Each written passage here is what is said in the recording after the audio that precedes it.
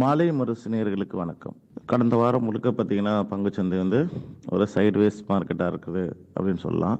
Sideways அப்படின்னு சொன்னா, எந்த விதமான பெரிய லெவல்ல ட்ரெண்டிங் இல்லாம போன ரேட்டுக்கு திரும்ப திரும்ப வரும் அப்படின்ட்டு.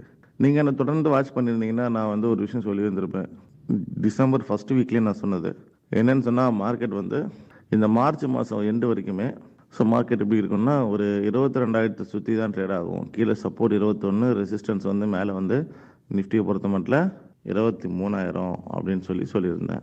இப்போ வரைக்கும் பார்த்தீங்கன்னா, பெர்ஃபெக்ட்டா அது வந்து ஒர்க் ஆயிட்டு இருக்கு.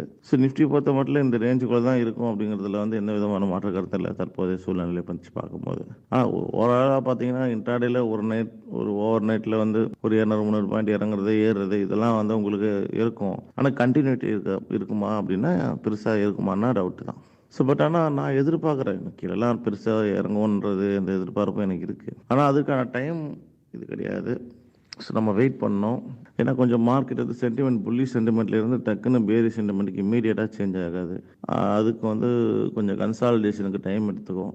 ஸோ அப்படியே மெதுவா வந்து அது வந்து பேரிஷ் மோடுக்கு மாறும். டெக்னிக்கல் அனாலிசிஸ் சப்போர்ட் பண்ண தான் அது கொஞ்சம் கொஞ்சமா இறங்க ஆரம்பிக்கும். பெரும்பாலும் வந்து பார்த்தீங்கன்னா, டெக்னிக்கல் அனாலிசிஸ்ல 200 மூவிங் ஆவரேஜ் அப்படின்னு சொல்லுவாங்க.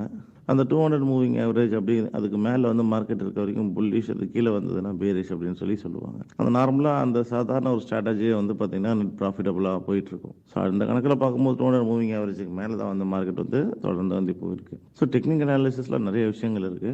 அதுல one of the top and famous and பெர்ஃபெக்ட்டான ஒரு நல்ல ஸ்ட்ராட்டஜி வந்து 200 மூவிங் ஆவரேஜ். அது எல்லா டைம் ஃப்ரேம்லயும் யூஸ் பண்ணிப்போம். இப்போ டெக்னிக்கல் ட்ரேடர்ஸ் வேணும்னா அதை நீங்க யூட்டிலைஸ் பண்ணிக்கலாம். அது நல்லாயிருக்கும் அது. அடுத்த வாரமும் மார்க்கெட் இதே மாதிரி சைட்வேஸ்ல இருக்கும்ன்றது என்னுடைய எதிர்பார்ப்பு. நன்றி, வணக்கம்.